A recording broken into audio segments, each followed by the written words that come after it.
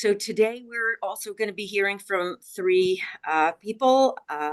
First is Lori Mayorga from the Department of Health, Medicaid eligibility policy section, and she's going to be talking to us about how one can apply for Medicaid and how one might do that for an unrepresented person who doesn't have family.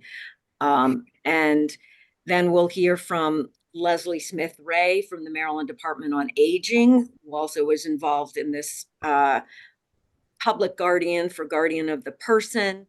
And she'll describe, I hope, to us both their involvement in guardianship of the property and of the person.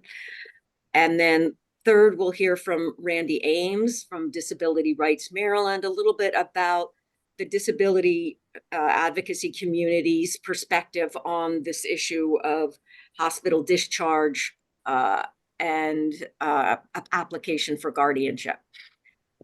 So, Lori, we're going to turn it over to you. Thank you. Let me share my screen.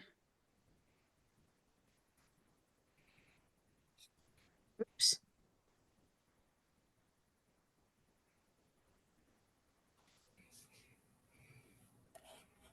Go back out and get the right window set.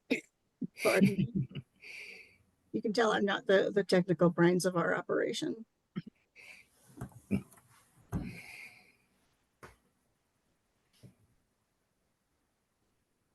We can also help probably on our end if you need it. Oh, you're muted, Lori. Oh, here we go.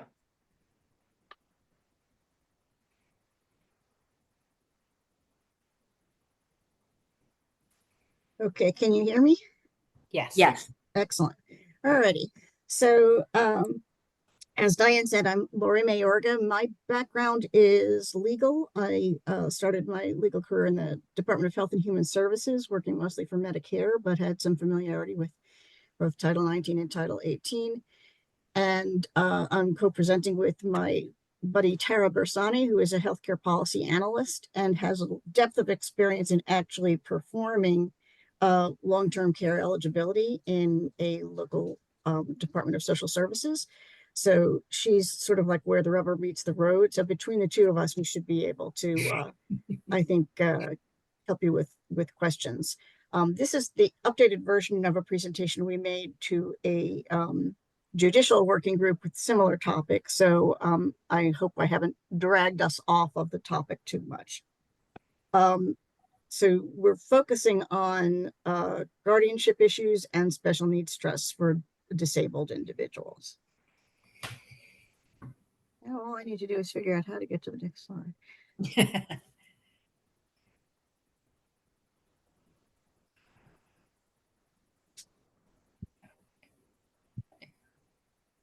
I'll just do that. So as most of you are aware, Medicaid or medical assistance is a state and federal program that pays for healthcare for low-income individuals. It started out being limited to certain kinds of people. You had to be foreign pregnant or a child or a parent or caretaker relative of children or aged, blind, and disabled. And with the Affordable Care Act, they added everybody else, the non-pregnant adults without children. So everybody has a basis for eligibility. And there are lots of mechanisms for applying. I think that in the disability community where people are doing it with help, it's generally going to be using a paper application, but there's also an online application through MyMD Think. We have kind of a, we have some no wrong door problems in Maryland in that our eligibility system for community services for the young able folks is in the Maryland Health Connection, and then MD Think E&E, which also hosts Maryland Health Connection, doesn't connect it to the eligibility and enrollment program for all the other coverage groups. So we have some fixes in our system where if you apply in the so-called wrong spot, you turn out not to be eligible where you thought you were. there's a process for shipping your application over to the other side. And if you have like a password and credentials for one system, you're able to use those to get into the other system. So we're striving, and I think we have a lot of phases to go in terms of unifying the eligibility process, so people aren't constantly being bounced back and forth across the ping pong table. If you apply with a local Department of Social Services in the county where your client resides, or where they're where the facility they want to live in would be, there's some support for the process. You can, you can actually get some hands-on help from a case manager, and I think that can be very useful as you go through the financial details. So with that, so the basic eligibility criteria for everything in Medicaid is that you have to be a citizen or have an acceptable immigration status, which for the most part is asylees, refugees, green card aliens, or lawful permanent residents. There are in the community programs, there's a sort of helpful swath we have approved for pregnant women and children up to 21.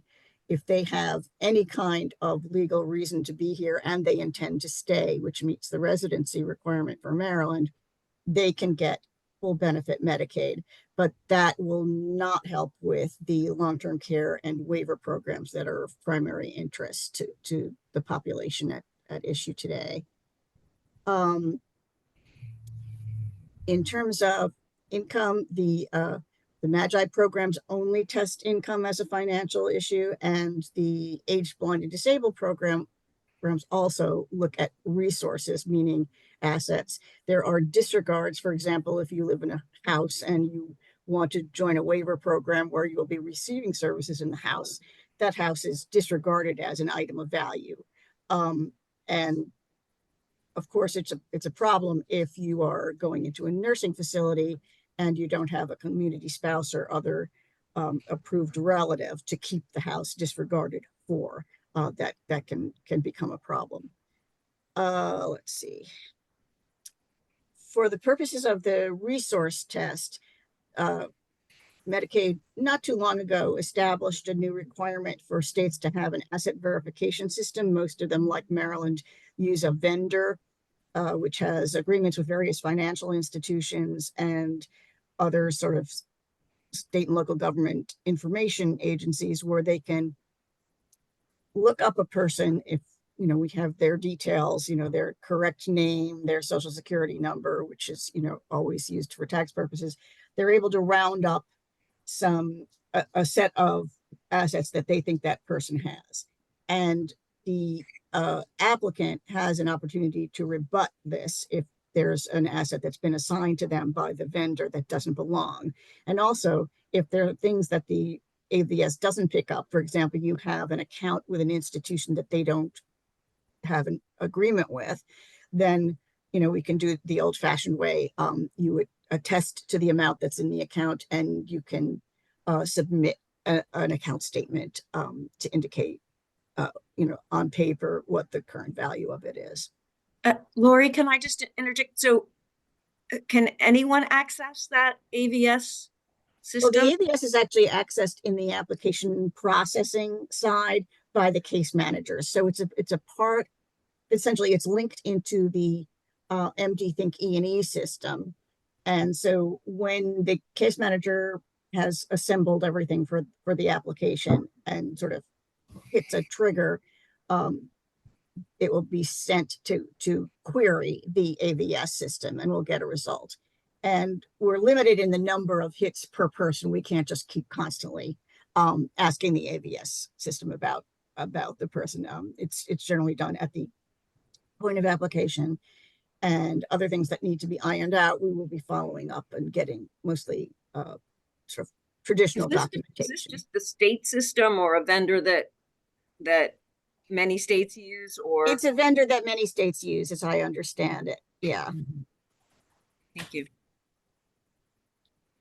I think there are about 2 or 3 vendors nationally. It's not it didn't seem to be like a hugely desirable new uh, money-making venture for people. Okay, so in terms of people who do not have capacity to fill out their own forms, it's particularly important to look into having an authorized representative. And we've got that regulated in the Fair Hearing Regulations at COMAR 10010412.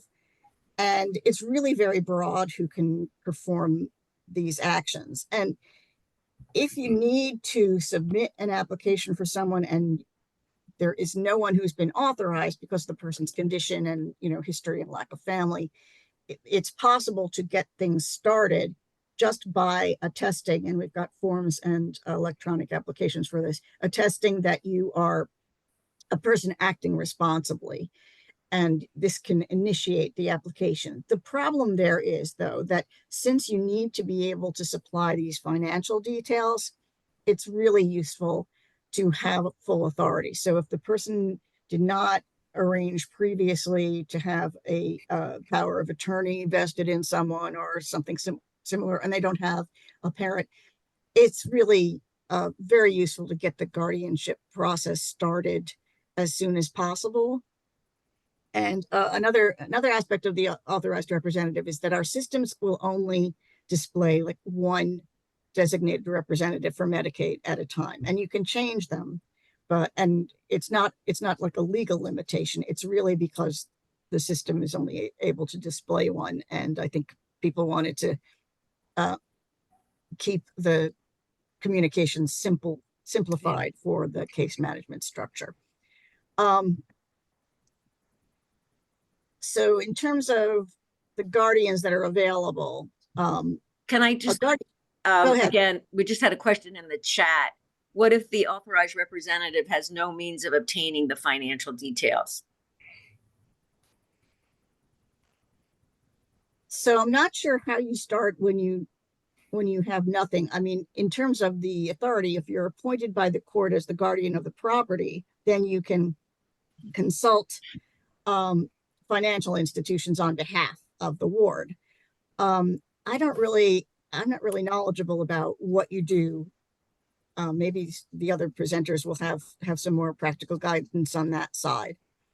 But I was just about to say that a guardian of the person is able to, supervise the medical treatment and so forth. But you need to be a guardian of the property in order to sign the application, the Medicaid application for them, and to, of course, obtain the records that are needed to establish their financial eligibility. And I'm sorry, is that a state law that you have to be a guardian of the property as opposed to the person? It's related to the structure of guardianship in Maryland because we have these two forms. You can be a guardian of the property and the person, or you can be just a guardian. No, I understand that, right? But is it statutory or regulatory in Maryland that you said you have to be a guardian of the property to get access to or to apply for Medicaid, or that's what I thought you just said. Right, that is what I said. And now I'm blanking out on whether that's actually stated in law or regulation, or if it's just like the practical effect of the definition of the role, because you need to be able to get the financial information, and the guardian of the property is the one who's going to be able to do that. Okay, got it. And we, not too long ago, made a modification in order to allow for compensation for a guardian. It's not one of the things that a person in long-term care or a waiver program is allowed to deduct to determine what their available income is. So what we did was say we can expand the amount of the personal needs allowance, which is deducted, to cover $50 a month for a guardian. And if you have two different guardians that were appointed, you can get 50 for each of them. So, but that has to be requested as part of the application in order to arrange that. And the guardian has to submit, this is annoying, has to submit like a recurring bill for that so that it can be processed.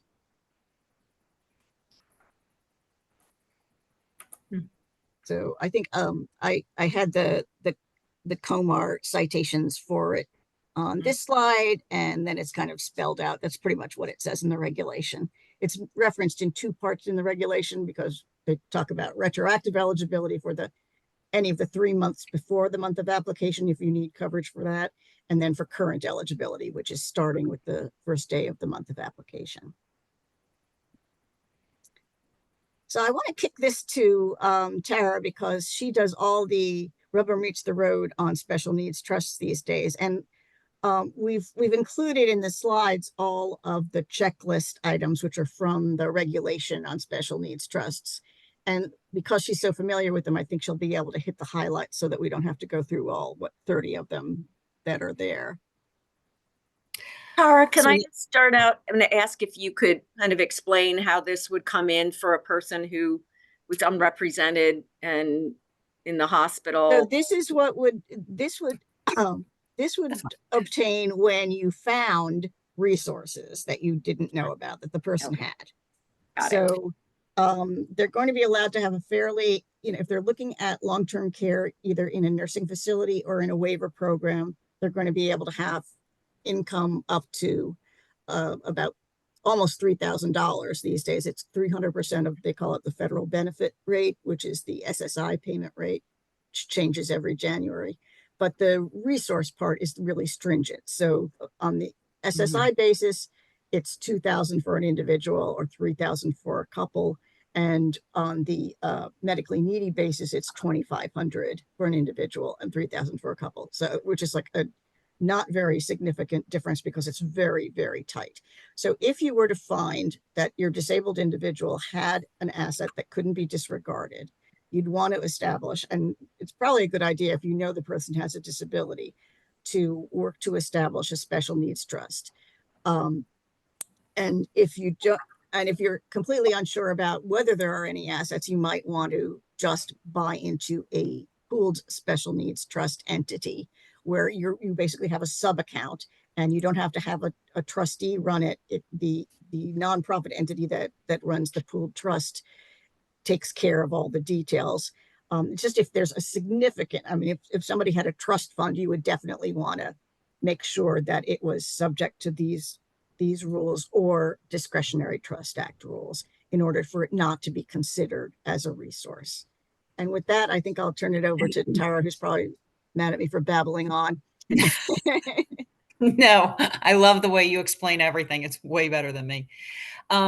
So the special needs trust and the pooled special needs trust that Lori described, you come into effect a lot when a guardian of property is representing a person because they discover they have resources, and they can, if the person is under 65 and disabled by Social Security standards, they can put it in a regular, we'll call it a simple, I call it a simple special needs trust. If they're over 65 and disabled, they can put it into the pooled so that they can maintain or get eligibility for Medicaid.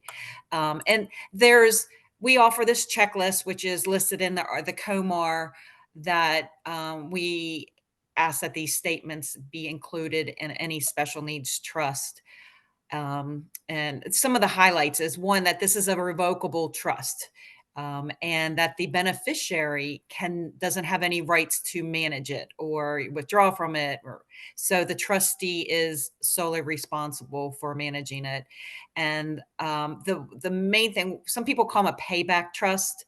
And the main thing is that upon the beneficiary's demise, or if for some reason the trust becomes so low that it can't support to take care of itself, it can be determined liquidated. And then there's a payback agreement where any state that has supplied Medicaid benefits to the individual, the beneficiary, the states can recoup what they've paid out. So that's these are just simple highlights, and we offer that you can have a trust submitted to us, and we would go over it to make sure it complies with the requirements, so that the person you're representing doesn't run into any snags later down the road, because then these assets are not counted against them for Medicaid. I'm looking through some major ones. Basically, the payback, you can't give. I'm sorry, go ahead. I'm sorry, should I go back to the slide we were just on? Wow, I'm flipping through it on my own. So, Okay. but there you can see pages This is a good reference. So keep this, and you can always reach out to me or Lori, and we'll send you this in a PDF form. But you can see all the regulations that are required to be in it. So the trust is only for their special needs. The trust provides from the trust, they can sole benefit of the beneficiary and shall be directly related to the beneficiary's health care, education, comfort, and support. It cannot be gifted. So this is not for gifts from the special needs trust. This is just for the special needs of the person that you're representing. And there's limitations from that the trustee cannot have interest in the trust assets. They can't self-deal by selling trust assets to the trustee or buying trust assets. So there's some safeguards that keep it on the up and up. And anything that the trust owns has to be titled into the trust if it's more than $500. It does allow for a home to be included in this trust, but only one home, real property. I'm trying to think if there's. I'm not sure where that is. I think we didn't get to it. Yeah, I know. I keep flipping through this. Trust I could compensation. stop sharing and let you share if you prefer. Would that be No, okay? that's fine. We'll go back. Well, on the slide 12 is the payback agreement, where the payback agreement starts. I think unless someone else from the group disagrees with me, that this is maybe less important for Yes. what we're interested in, which is, the process before appointment of a guardian and once the guardian is appointed, then and access to the assets just for purposes of Right. applying for Medicaid. Well, just So know that this is an option available and keep this as a resource for future. I agree. mhm. Yes. Yeah, so if there's anything else you can think of that this is again for unrepresented individuals, do not have decision-making capacity, and they don't have any family members or other surrogates who are willing or able or available to make decisions for them. And they likely would be going from a hospital into a long-term care facility. Um, how do they how does one get access to Medicaid under, it sounds like they either have to have a durable power of attorney Mhm. or for healthcare uh, As- or guardian has to have been appointed. yes. Is that pretty much it? That is it, I think. Do you agree, Lori? Yeah, I mean, there's, obviously for people who have parents, that's a person who would have the ability to sign for you. And we're not talking about the people who've got a family on hand. So, Yeah. So I'm I think that we do sometimes go ahead with it with an application for someone whose financial status is undiscoverable at the time that they need to make the application. If they're about to be discharged from a acute care hospital and there's no place to go, I mean, it has been known that we will set them up in, nursing facility Medicaid with a lot of sort of blanks. And then as people find out whether there is any financial holdings for the person, then we deal with them later. The problem is that if we discover something that they owned and that someone may have gotten rid of on their behalf without following rules, that there can be interruptions in coverage. So that is a tricky thing. But really, if you just have the excess resources, there are ways to try and arrange for a pause before those are calculated into your eligibility, so that your representatives can set up a special needs trust for you under the circumstance that, you know, we're pretty Yeah, sure you're a disabled individual. I think we're talking mostly about people who that was never done, and by the time they get into the hospital, or I mean, there may be some cases where maybe when they're admitted to the hospital, if they still have capacity, there can be, or a surrogate, someone can do that for them. But I think we're talking about cases where that might just not be an option. So also in terms of, you said sometimes on some occasions you do work with allow everyone, allow someone to apply, and they I guess can go into long-term care, but that again requires the cooperation of the long-term care facility. Right. The facilities seem to have a good handle on how to find everyone's money. So Okay. yeah, they often, and of course they can helpfully suggest to the representatives that, oh, well, if you have too much money, just give it to us. But Well, if somebody is, you know, is sort of like unknown, lacks capacity, they're, you know, they're in the hospital about to get out, and there's no reason to believe that they're not indigent, then we treat them like an indigent person who has, you know, for obvious reasons, no financial records. And I think that part of setting the person up might be to apply for Social Security if they, you know, haven't been, and obtain any kinds of benefits that they might be eligible for, just to sort of set them up in the financial world, which they haven't been part of before. right. Thank you. We have some questions. Dorinda. And maybe you can stop sharing your screen so we can. Absolutely. Thank you for your presentation, Dorinda Adams, so that you know who I am. And I'm a volunteer with AARP Maryland, but I served as my final job was the director of the Office of Adult Services at DHS. So 32 years in the field. I wonder, and maybe you can speak to this, some thoughts. I know we're running out of time and we don't have everything that we need, but I also know that hearing from the people that actually deal with this population at the local level as it relates to the challenges, because I have heard many stories over my career from APS workers and also eligibility team members about some of the challenges, and how might we do a better job of ensuring. I liked what you said, Lori, about treating everyone as an indigent being when they're in those circumstances, but how can we make that one of the best practices? I don't know that we're going to get statutory change on that, but just a thought.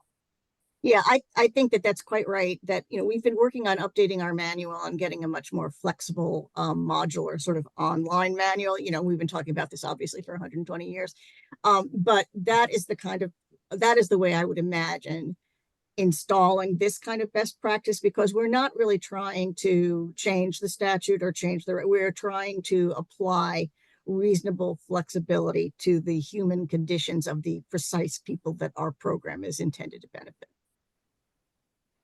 So thank you for that, Dorinda. And Dorinda, I would say, if you know of someone who has been through the process, again, the way I'm thinking of this, and maybe I'm wrong, but these are, again, people who generally lack family members or other surrogates. So it's mostly the hospital that seems to be dealing with this.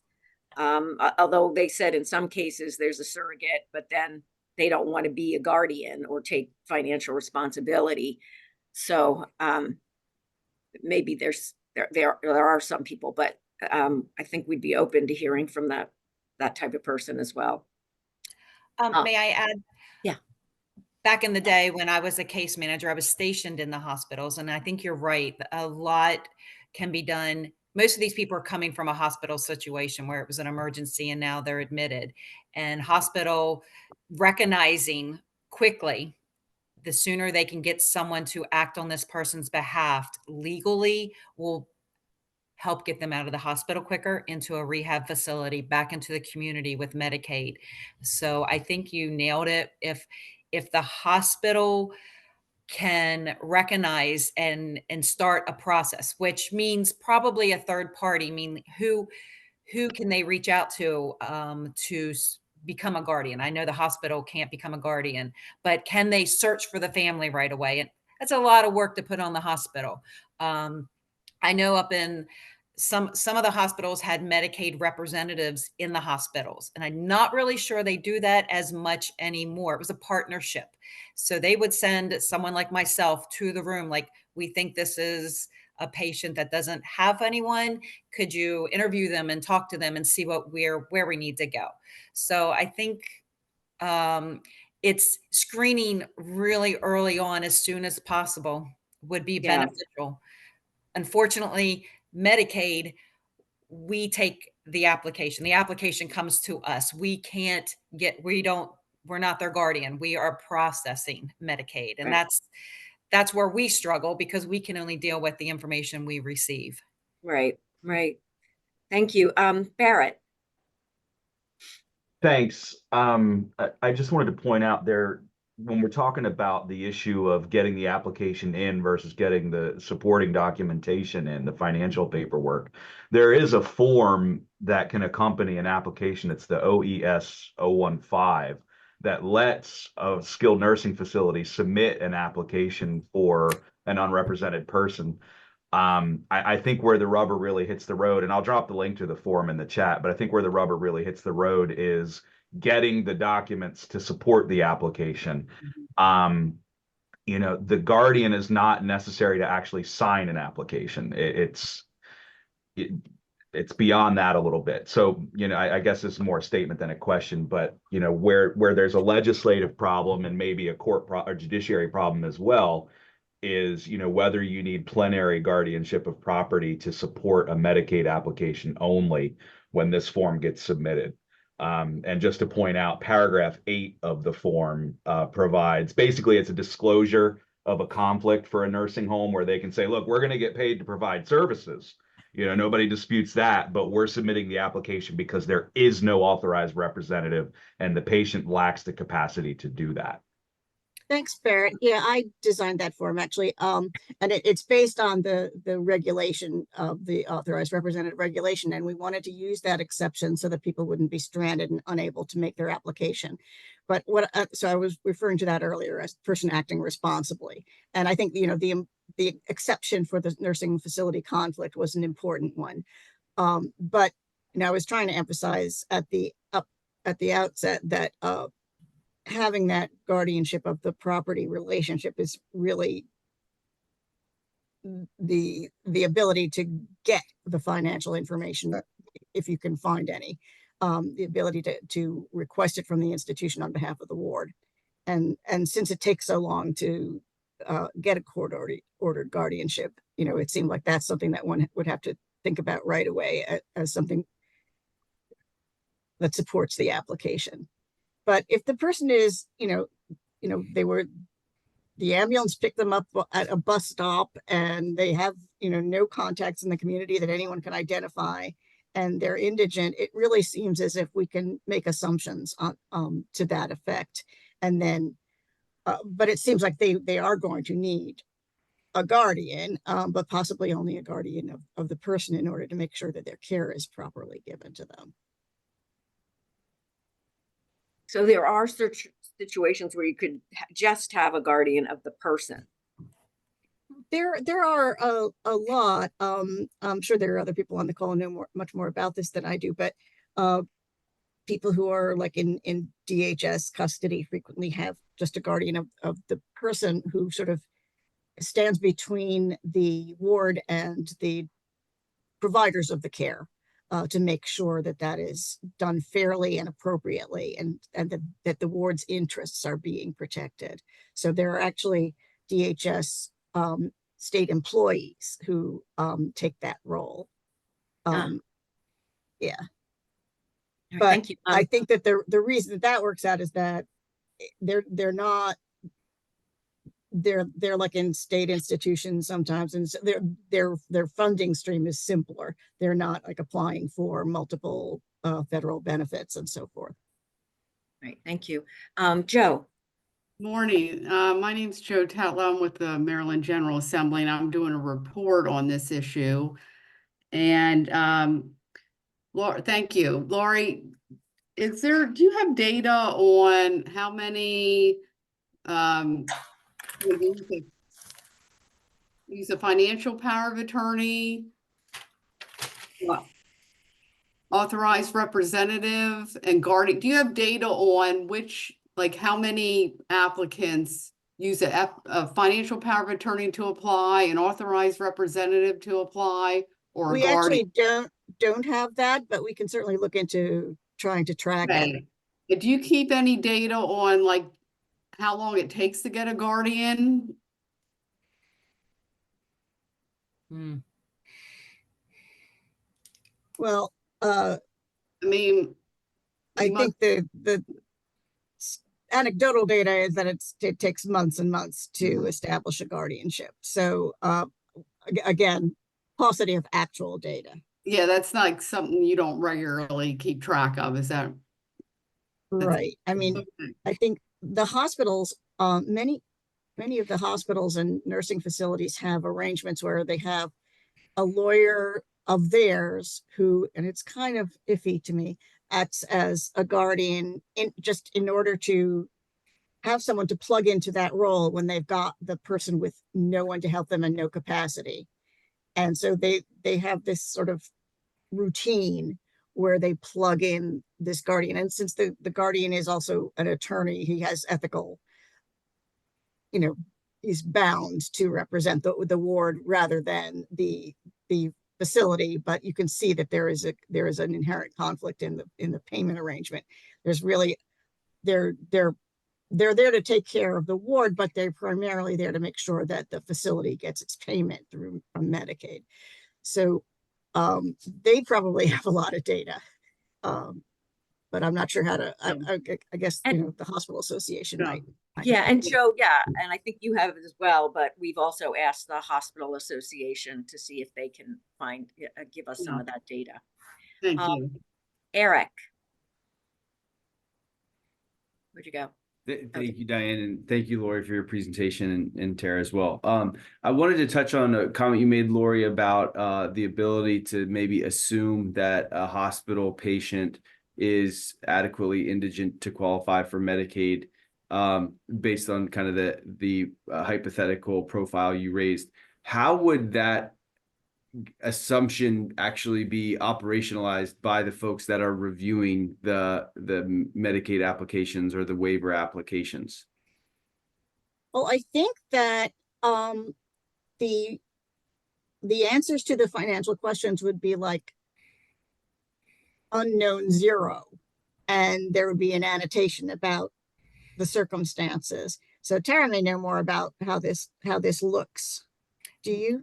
Well, you're actually correct. A lot of times on the application, it's just unanswerable.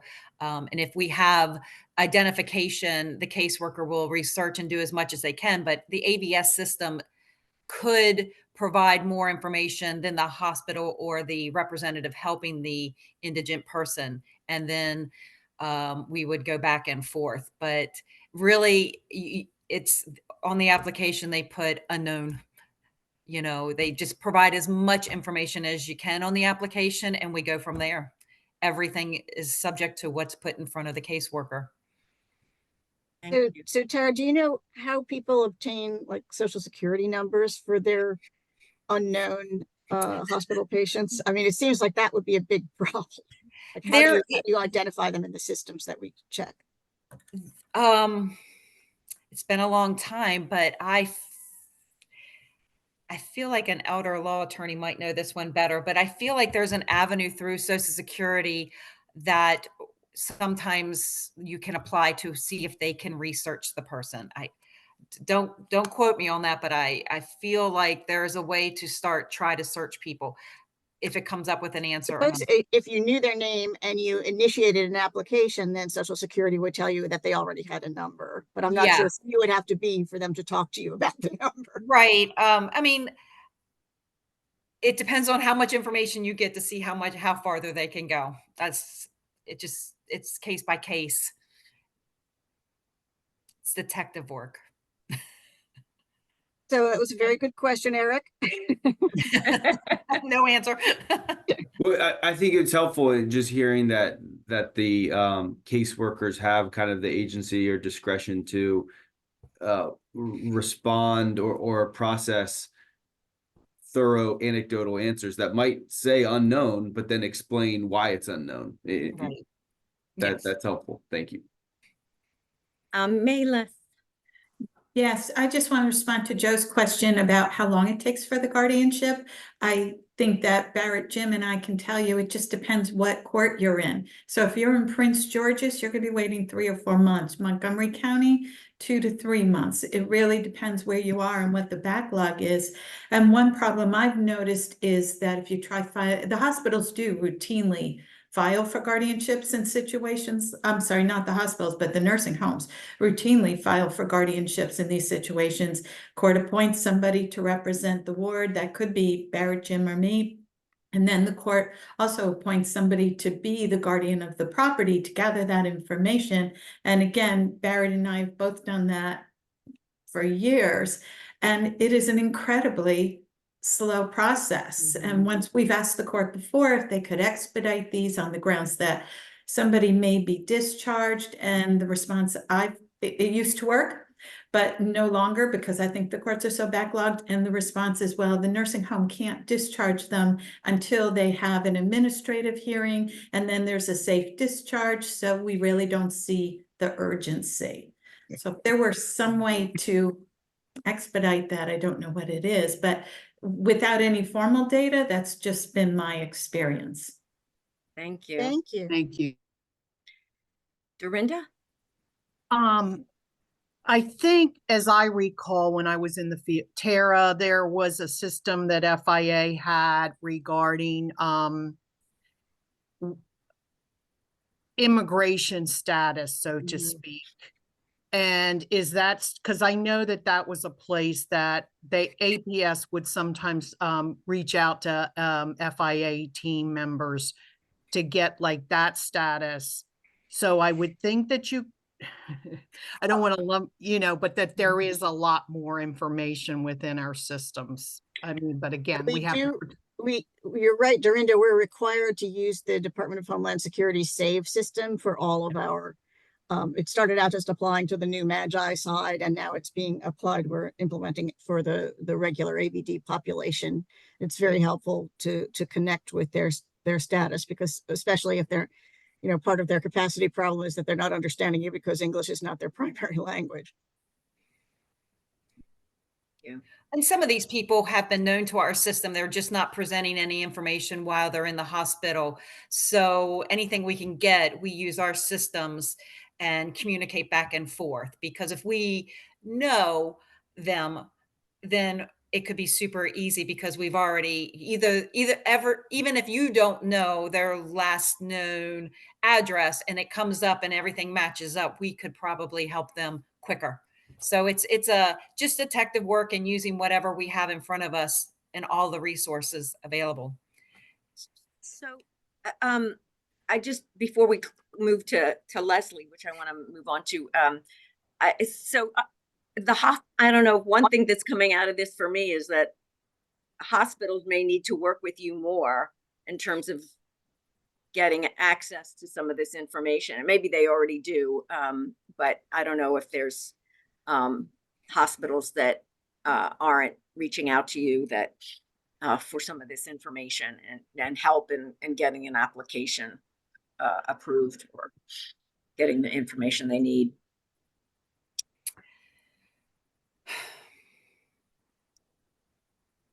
Okay. Maylish, did you have another question, or just your hand still up? Okay. All right. Well, thank you, Lori and Tara. really appreciate your time, and I hope that maybe we can reach out to you again. You're welcome to stay on the call if you would like, but I thought we should move to Leslie Smith-Ray from the Department of Aging, who can talk to us a little bit more about the process from their perspective. And Sorry, Diane, could Lori or Tara maybe answer these two quick questions that Oh yeah, Eric and sure. I'm I sorry, I posed? I didn't think see they're your just, I think see they're you, and I don't see Leslie. I was gonna answer them in the chat, Eric. I'm looking at that now. Is that okay? There, okay. Yeah. Thank you Leslie, both. are you here? I'm here. I'm here. Oh, there you are. I'm sorry. Okay. So go ahead. Yes. So, all right, I'm going to go ahead and share my screen.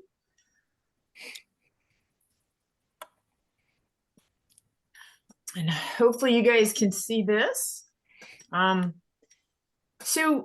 I am going to talk about Professor Hoffman, you'd said, kind of, so I am with the Maryland Department of Aging, and I am the Client Community Service Director. And so the AAAs are under, well, they're in their own counties, but we certainly partner with them. I won't say they're under, they don't answer to us, they answer to their own counties. But we work on guardianship, and guardianship is under my wheelhouse, along with other things. So I'm going to talk about kind of what it looks like from the AAA perspective. And I know Professor Hoffman, you said, kind of the relationship of guardian of person and guardian of property. That's going to be a really short conversation because the reality is we can't be both. It is a conflict of interest. And I think short of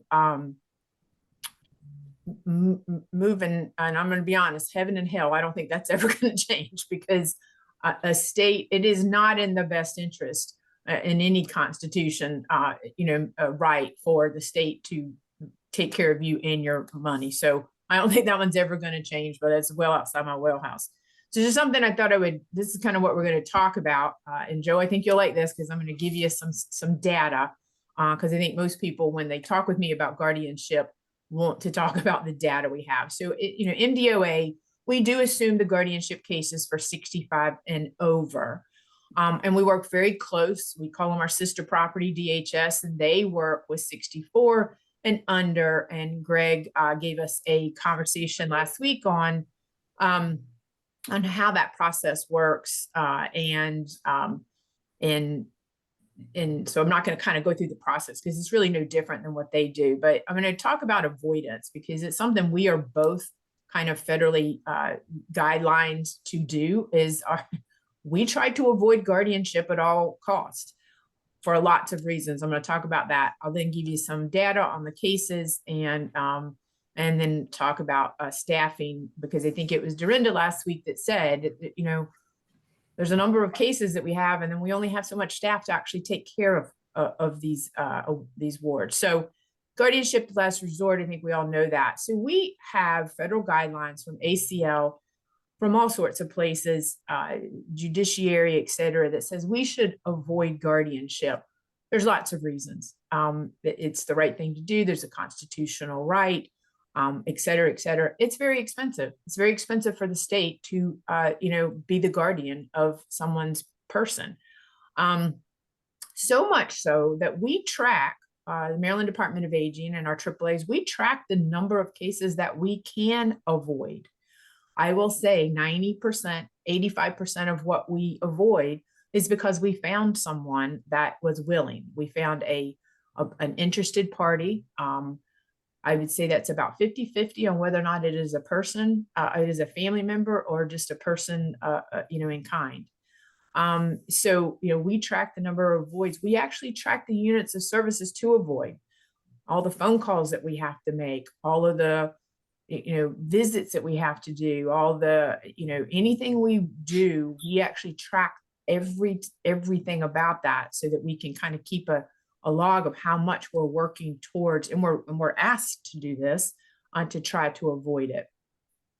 There is a recommendation. You'll see some counties, there's no way they can do this, that you not have any more per case manager than 25 wards to that one case manager. You'll see, especially in Baltimore City, in Montgomery County, it's impossible to get that. So for any time you're over 25 wards to one case manager, it becomes really hard to take care of that person in the way that they deserve to be taken care of. So again, Professor Hoffman, you talked about the property and person. It's 100%. We can only be guardian of person, and someone else needs to be guardian of property. Sometimes so I'm just wondering also, do you have nothing to do then with guardianship of the property? we have nothing to do with it. Okay. Correct. That is a correct statement. There Okay. is often sometimes after an attorney such as Barrett or someone were to come in and be the attorney of property, and that has been established and this person has been placed, let's say in a nursing home, that attorney drops the property and the nursing home becomes the rep payee. It's very simple source. I think Lori had said that they get Social Security, that's it. And that goes to the nursing home. That would be a case where there is no longer a need to have someone be the property. So we then would just be the person, because now they're kind of taken care of, they're placed, and we're just going to take care of their health needs. But to get them placed, and a lot of what we're always talking about is they're in the hospital, now they need this. We, as the person, can make a decision. Yes, they need to go here. We agree with you, hospital, they need to go in a nursing home. But until the property is resolved and someone can speak on that, a nursing home, an assisted living, subsidized housing, whatever, would not be able to take them until we figure that out. And that's only through guardian of property. So just some data. And this is, I kind of just got to it quickly. So, you know, these are some of the big ones that we do. This is FY24. So this would be July of 23 to June 30th of 24. That's our fiscal year that we are running.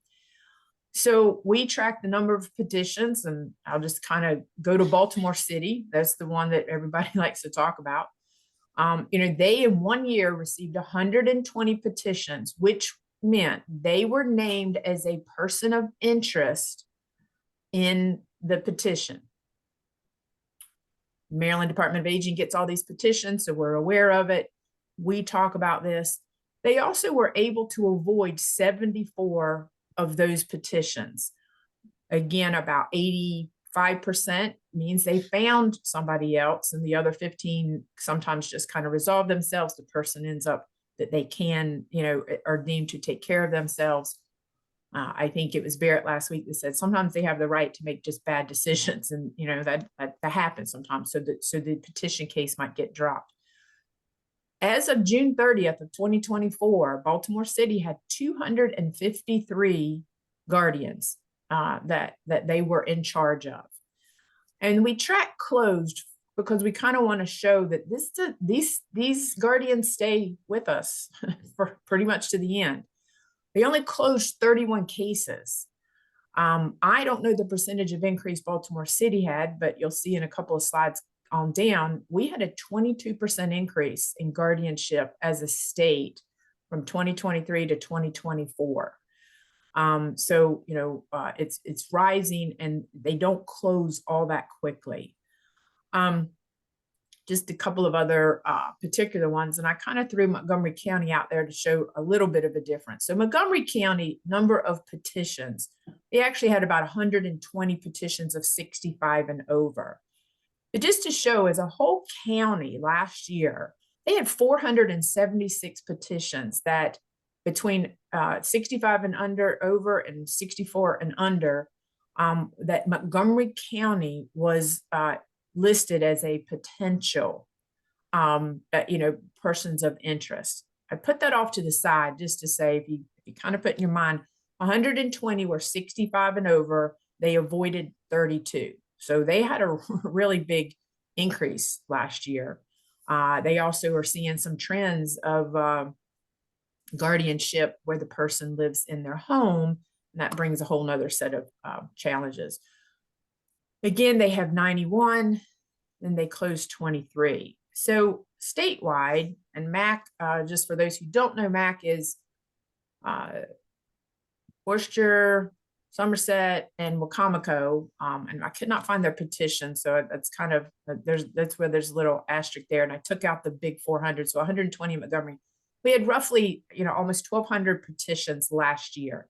Now, again, go back to, we have to put a lot of energy into trying to avoid it. It is a federal directive.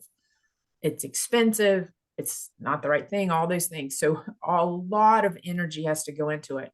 We effectively avoided around 500. And as of June 30th, we had 806 total awards. Leslie, Yeah. we had a question just to Oh, clarify. Yeah. Just these numbers include people over 65 and Only at 65 and over. I'm only speaking to the data okay. of Maryland Department of Aging. Okay. Other thing is this is also just, I mean, this is from all sources, not just from hospitals. And do you have do you have information by hospitals versus other petition sources? No. No, we don't track that, but no, we don't track that. Okay. We have, it is we don't track that. I'll kind of clarify that a little, Diane. So I track something else. So as the Maryland Department of Aging, state agency, we receive every petition, not even just the ones that the AAAs are mentioned in. You want to go off of that one, but that's probably up into the 3,000s.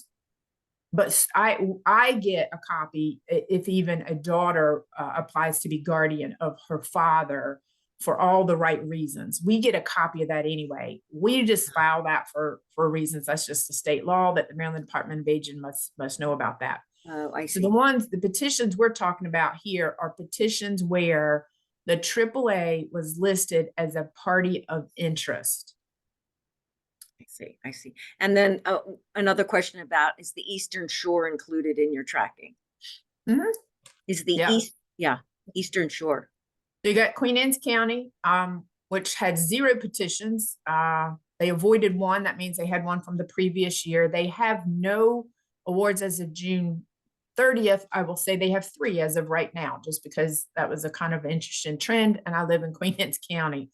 USA is Upper Shore Aging, and that would include Kent, Talbot, and Caroline County. So that would be them.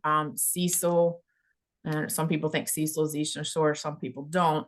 But MAC is that is the rest of the counties, and they have 25 current cases right now. It actually is 27, just because I happened to look at reports yesterday when I was doing this. But this data is as of June 30th. And then where is the USA data from? Question. Well, USA is Upper Shore Aging, not United States of America. Oh, okay. I had to learn that too when I came on board. So that USA is Upper Shore Aging, and that is Kent County, Caroline County, and Talbot County, because that AAA oversees those 3 counties, just as MAC oversees the 4 counties on the lower shore, Somerset, and the other ones down there, Dorchester, yeah. Thank you. Okay. Yeah. So you can see the number of petitions. Again, we have to put a lot into avoidance, not even talking about once we become the award and what we have to do. We have 806. Now I thought I would just kind of show you, and I'll go through this a little fast because it really comes down. We even track this, which is, and I'll say Baltimore City. So Baltimore City, as you know, had over 250 cases. They only have 9 full-time staff that take care of 250 cases. So easily nowhere near the federal recommendation of what should be to be a proper guardian. Just as to note, 4 of these particular positions are state funded. These come from the state. They come through us as the Maryland part of the state agency, and we funnel it down to Baltimore City. And then 4, they did get 4 additional, I think that's supposed to be 5. I apologize for that, from the city gave them, noting that they needed it through ARPA funds, which will be gone in a year. And so Baltimore City is very concerned about how they are going to manage this. So Gail, I see you have your hand up. I do. Leslie, you said something about Worcester, Wycomico, counties that you had no information on them? Well, I have it. I could not. So Worcester, Worcester, Worcester, Wycomico, Somerset, they are all under MAC. And that's, so when we say MAC, that's the AAA down there. I just could not find how many petitions they had or how many they avoided last fiscal year. I have it. I just could not find it. I do know they, as of June 30th, they had 25 awards. Okay, thanks very much. Yeah.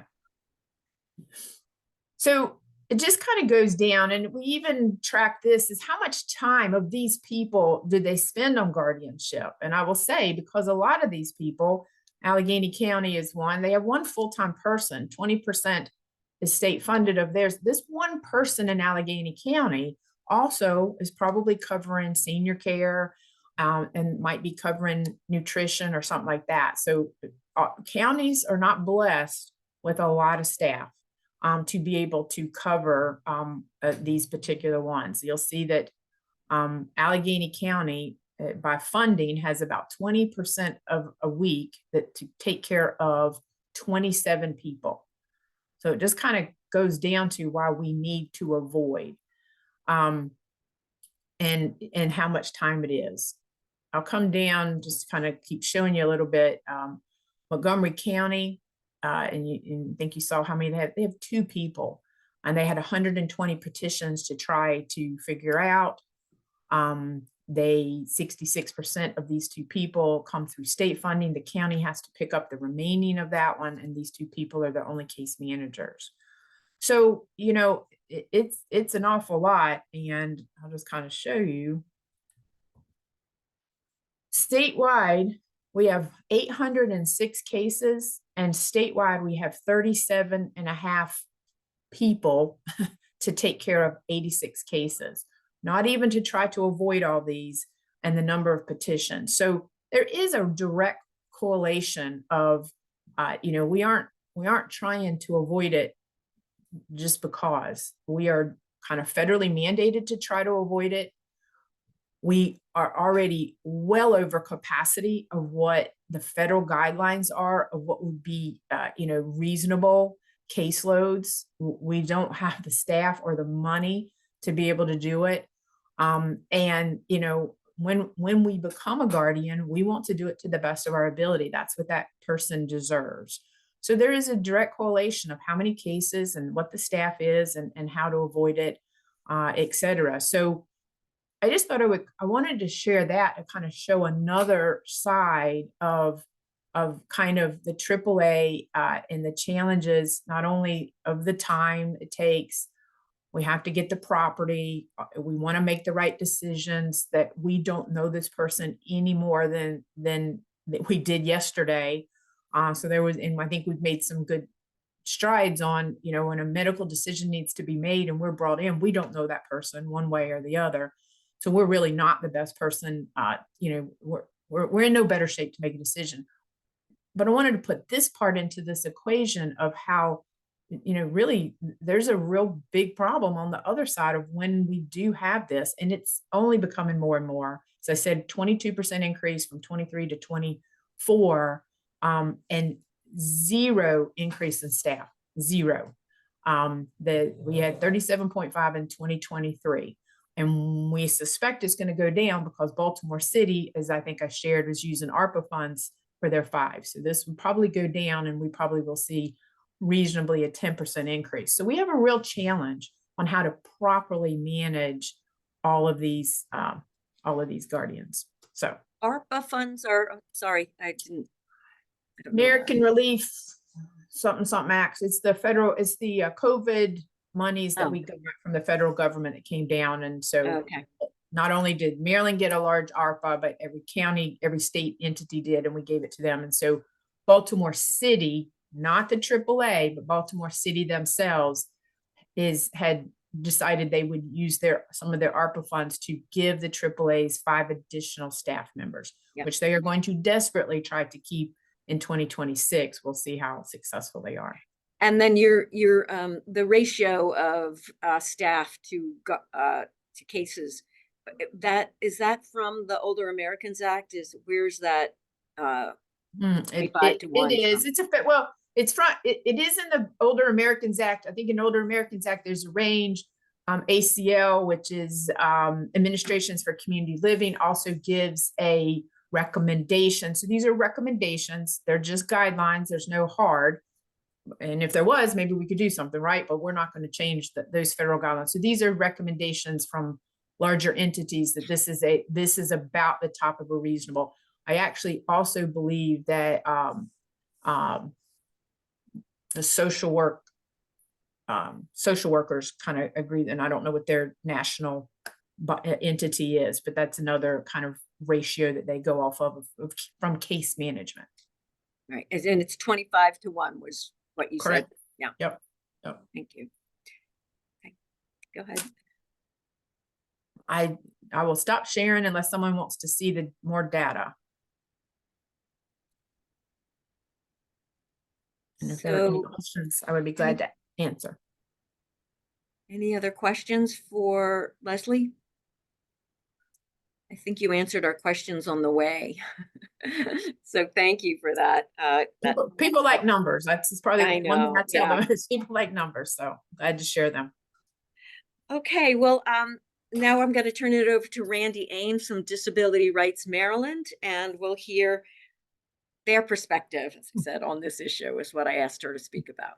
Thanks, Diane. Appreciate it. And thank you for the opportunity. So for folks who haven't worked with Disability Rights Maryland before, we are the federally mandated protection and advocacy agency for people with disabilities. We serve the entire state. We have one office centrally located, but we serve our goal is to serve all the counties, the entire state for, advocating on behalf of people with disabilities and affirming their civil rights. So let me just share my screen.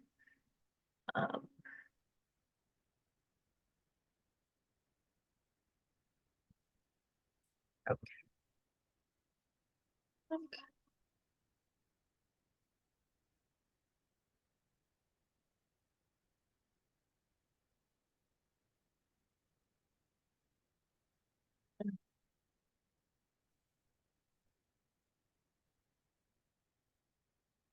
And I just want to make sure you all can see my screen. Okay. So, just kind of some background and statistics to talk about for some perspective. So 1 in 4 adults in Maryland is a person with a disability. And so a lot of times people think of guardianship and the term alleged disabled person or disabled person. And I think there are a lot of misconceptions on what that means, right? Somebody can be a person with a disability, live with a disability their entire life and never require a guardian. But I think the way that a lot of the forms and just the way guardianship is talked about, there is some inherent biases and misconceptions built into the process. So, I think it's important to think about those numbers, right? 1 in 4, we have enough people in this room that likely, several of us are people with disabilities.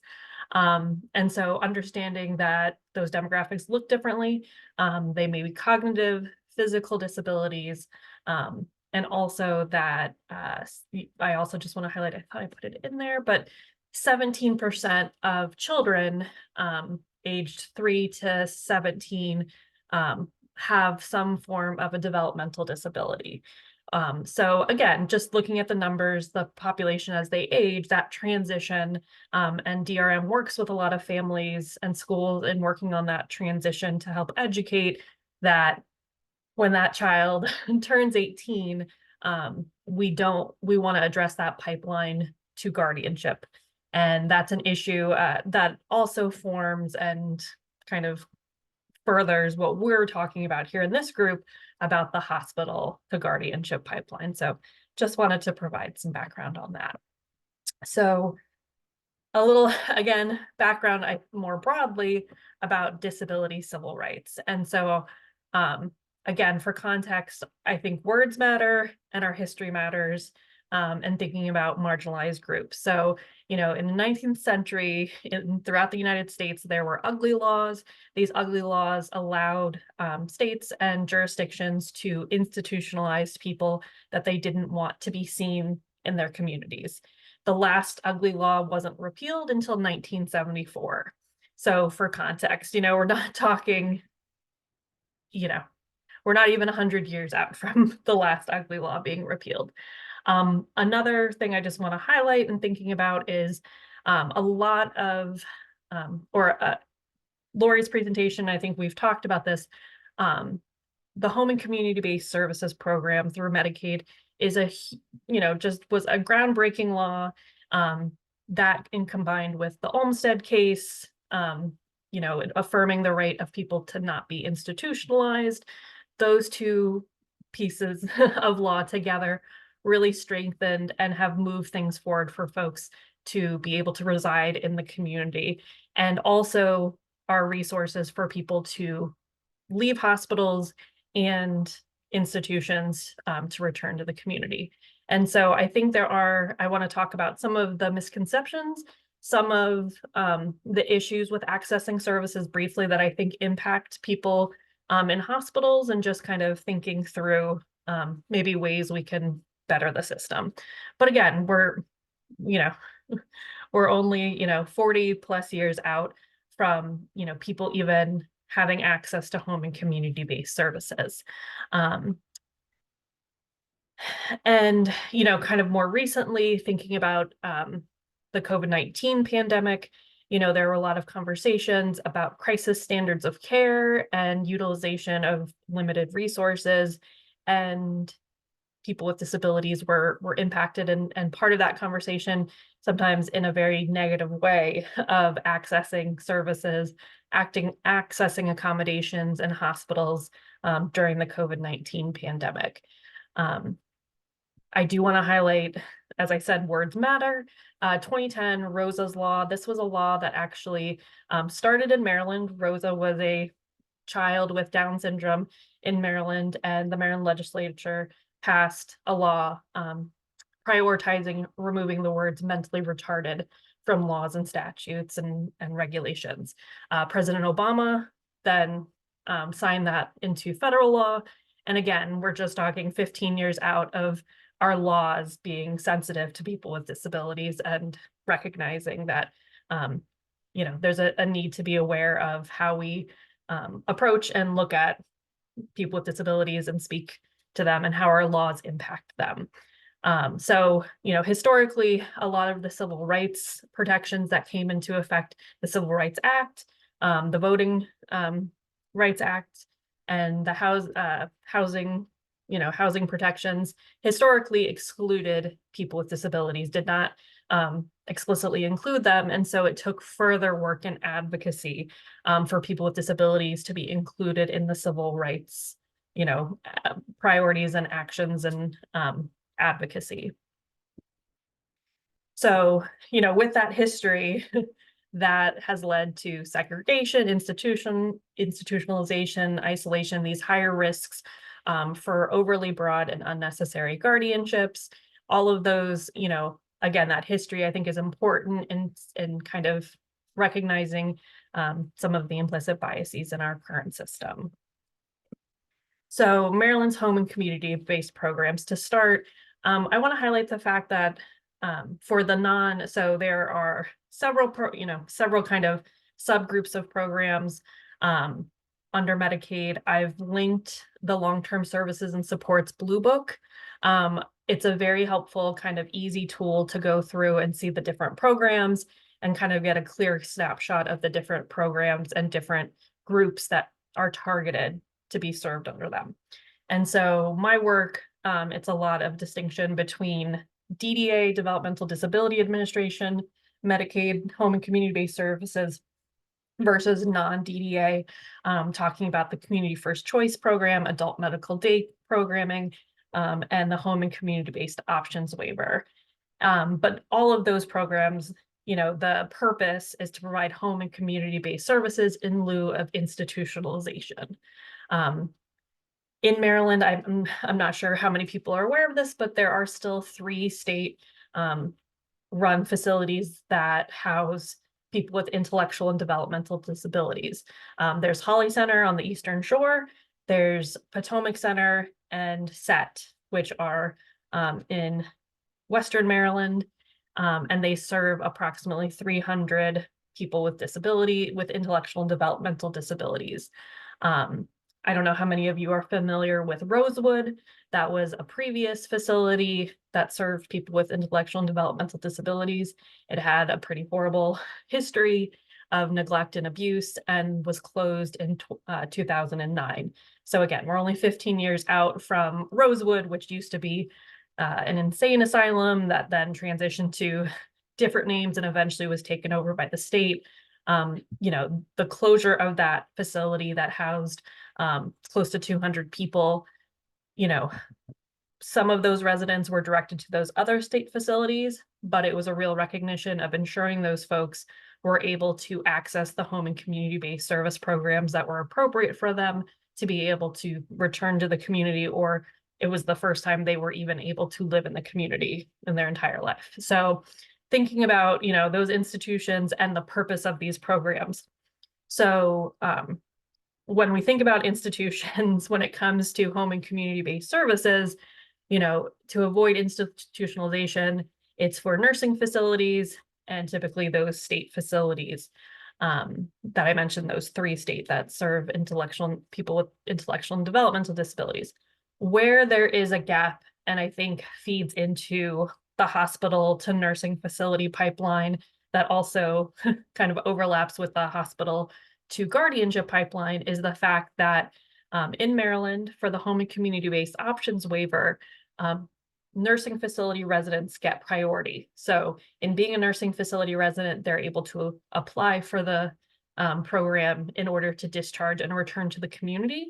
However, that same ability is not given to hospital patients. And so that's where, we see a lot of folks, and I think we've been talking about this, of really it's hospital to nursing facility for a lot of folks, that they experience that, and the issues with Medicaid eligibility and all of that, where I would really like to see an expansion and way for folks to be able to get that priority so that they don't have to experience a nursing facility stay if they're able to actually return to the community. Another thing kind of related to that I want to highlight is a lot of folks don't realize that for the home and community-based options waiver, CFC, adult medical daycare, the medical eligibility criteria is a nursing facility level of care. So, to be able to show that somebody needs a nursing facility level of care, the idea being those community sports would be able to meet their needs just like a nursing facility would. So why should we be directing people to nursing facilities when given, if that's their need, if there is a community setting that they can return to, or even something like a congregate setting like assisted living facilities, why not divert that rather than kind of forcing some folks into nursing facilities when that might not be appropriate or not their choice, not their preference. So in our work at DRM, I would say on a weekly basis, we're contacted by families or loved ones or friends asking us about guardianship. We do not represent in guardianship cases. We don't help families in seeking guardianship. And we also are not one of the contracted attorneys or law offices that represent people with who are, at risk of being under guardianship. However, we get these questions and we try to talk, our role that we've taken on is advising on alternatives, in particular supported decision-making, doing those estate planning documents and planning, giving referrals so that families can think about those less restrictive alternatives. But again, weekly, we hear stories like, well, we were told for our loved one to access services, we need to get guardianship, or, we were told by the school, or we were told by the hospital, to be able to do this thing or support our loved one, we have to get guardianship. And so I think hospitals, and folks can also serve a role in educating and better understanding those alternatives so that guardianship is not considered the first line of advice to people. And better understanding what it means to get guardianship. You know, we, again, similarly, those families who are like, well, we were told to get guardianship, what does that mean? And they have no idea of the legal procedure and time that it requires and what the outcome would mean for their loved one.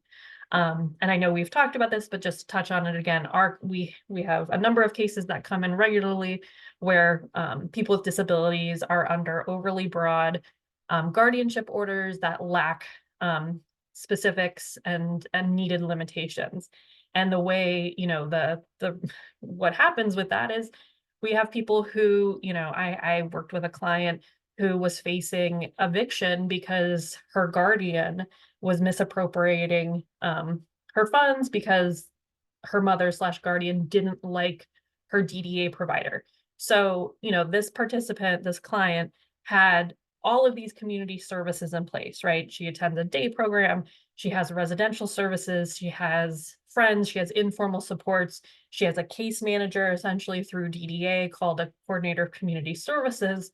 And her guardian really didn't have a role to play, but because of this guardianship order, was able to kind of make things harder for my client, you know, make kind of breaking down the relationship. And this was not the first DDA provider, residential provider, that had sought to discharge my client not because of my client, but because of her guardian. And that kind of breakdown in working with the guardian. Also, you know, kind of, as I said, guardianship being treated as a cure-all, you know, people being advised of that, but also, for example, recently my office has been talking to Montgomery County, and Montgomery County is proposing legislation that would, you know, they're looking to address financial exploitation. Obviously, you know, we realize that's an issue. We deal with that. We deal with complaints and investigate issues around financial exploitation. We realize it's a problem, but Montgomery County wants to seek changing the guardianship statute and to add financial exploitation as a basis for guardianship. And we disagree with that. Like, you know, what we've seen in the recommendations and best practices is limiting guardianship as much as possible. Guardianship should not be the solution, you know, quote unquote solution to everything. Sorry. So briefly, I know we're down to 5 minutes. I just wanted to give a couple of examples that my office, oh, sorry about that. Stop sharing. Examples of cases that my office has recently worked on for additional context. So I'll call him Mr. J. Mr. J is somebody with an intellectual and developmental disability. He has received DDA services for over 20 years and has been at the same residential provider for over 20 years. He ended up being hospitalized due to some medical complications. There were no allegations of abuse or neglect. However, the hospital refused to work with that residential provider, any of their staff, or Mr. J's coordinator of community services, that case manager, and instead sought guardianship for Mr. J. This is a prime example where somebody has those community services in place. Oh, and also part of seeking guardianship was to have Mr. J transferred from the hospital to a nursing facility. There was absolutely no reason that Mr. J should have been going to a nursing facility. He had a safe discharge location, his residence where he had lived for over 20 years. But because, you know, there was this perception of, well, he can't make a decision on his own behalf, and we're not going to accept any of these other representatives. And again, this was a situation where the hospital, in my opinion, should have worked with getting an affidavit and working to get the proper documentation for somebody who was an interested friend because they had known Mr. J for so long. And there would have been either through the CCS or another representative from the residential provider or program who didn't have a financial interest and would have been able to address any potential conflicts of interest. By the time we got involved, that we were contacted by the provider. Unfortunately, the guardianship petition had already been filed, so Mr. J had representation, but we reached out to that attorney and tried to advise on, make sure they understood what these DDA services were and what that meant and what services were available to him under them.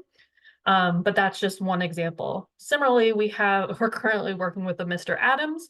Mr. Adams has a number of fairly severe medical conditions, but he's currently medically stable, but currently being held at a hospital essentially against his will. So Mr. Adams has home and community-based services. Now he's been in the hospital for over 30 days, so his plan is no longer active, but he still has a supports planner that's willing to work with him and has visited him at the hospital. Mr. Adams is very clear that he wants to return home.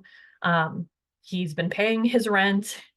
He has access to services, but the hospital, because of a previous discharge against medical advice and kind of this paternalistic, well, we're concerned about the aide of your choice, who is somebody Mr. Adams has known his entire life, who helped discharge him against medical advice earlier this year. They are saying they're going to seek guardianship. And that's a situation, again, I know these are complex situations and difficult, can be difficult cases, but I feel like last week's example of, kind of a non-English speaking immigrant who doesn't have resources, we don't see those cases. What we're seeing are people with disabilities either being kind of forced into guardianship at times or not having, even though they can clearly communicate their wishes and preferences, not having them respected due to concern, kind of not being given the right to make a bad choice. So, oh, sorry, Diane, you're muted. Can I just, that Mr. Adams' case, the hospital refused to return him because there was some concern about the provider. He had wanted to take him out of the hospital against medical advice. Is that what you said? That was done earlier this year, yes. And so when he was hospitalized again a few months ago, the hospital has taken these, they say, safety measures to ensure that doesn't happen. To the point where the social worker approached myself and my colleague when we went to meet with Mr. Adams to kind of jokingly say, like, you're not going to discharge him, right? You're not trying to sneak him out. And I was like, I'm like, I'm just here to advise him of his rights and do some investigation. But and the third one, did I miss that? Mr. J, Mr. Adams? Oh, those were the two examples. Oh, okay. Yeah. Can we get questions from the other? Yeah. So Gail, you have a question. I do. Is this then mostly a legal focus, or do you have, like, do the hospitals engage their ethics committee, or is there any kind of ethical intervention on these? So the two case examples I provided, we are not aware of the ethics committee being involved. We were aware of, again, this kind of breakdown in communication, kind of disagreement between the interested folks, and very quickly the conversation turned to guardianship. Again, Mr. Adams, for example, he has been adamant he wants to discharge home. The hospital is as adamant that they don't think that's safe for him. And so they're now, in the process of seeking guardianship. Oh, thank you. Interesting question though, Gail. yeah. Joe? Yes, I say along the same lines, I was wondering who at the hospital, like for Mr. J, was it the doctor who decided he needed guardianship and to go to a nursing? Who decided that at the hospital? Yeah, so again, it was part of the social work and case manager assigned to his case And again, I'm not really clear on how there was the breakdown in communication with his residential provider, but very quickly the nurse that works for that DDA provider was kind of dismissed, and they were like, nope, we believe he needs to go to a nursing facility. Where's the role of the doctor in this? So I think the role of the doctor is, I think they could be more involved, but I feel like in both cases, I'm not sure if it was the doctor or where within the hospital, that it quickly became, well, we need to get 2 certifications. Both cases, they're staff within the hospital that completed the 2 certifications. Do you agree that the certifications were appropriate? So for Mr. J, yes, he he's a person with intellectual and developmental disabilities. He has difficulty communicating and understanding complex questions. I do think, I don't believe he requires and I don't believe it was ordered a guardian of property, because he's an SSI recipient. He has a rep payee. His benefits are being managed. It was really that gap of never having completed an authorized representative form when he was younger. His mom was his kind of pseudo surrogate decision maker, and that was accepted for a long time. But also I think both of these are examples of people with disabilities who are living longer. Mr. J, is, even though he has an intellectual and developmental disability, he's well into his 50s. His mother passed in her 90s. So it's, these complicated family dynamics where there are gaps instead of being educated and doing those kind of planning documents earlier on. Any other questions for Randy? Well, thank you so much for that. That was really helpful. And thank you all again for coming, and to our other speakers as well. We really appreciate your time and expertise. And as I said, please look out for a email from me or from Jihan, my assistant, about future dates for an in-person meeting when we can really try to move forward and get some suggestions for improvement on the table, and talk about those. So Diane, is next Friday is off the table. We are not going to meet in person. Or should I hold the date? So there was a number of people I still haven't heard from, but can I let you know by Monday? Yeah, well, I'll just hold the date until. Okay, so. thank you. All Okay. right. Thank you so much, everyone. And again, you'll hear from me. Have a great weekend. Thank you. Bye, everybody. Thank you.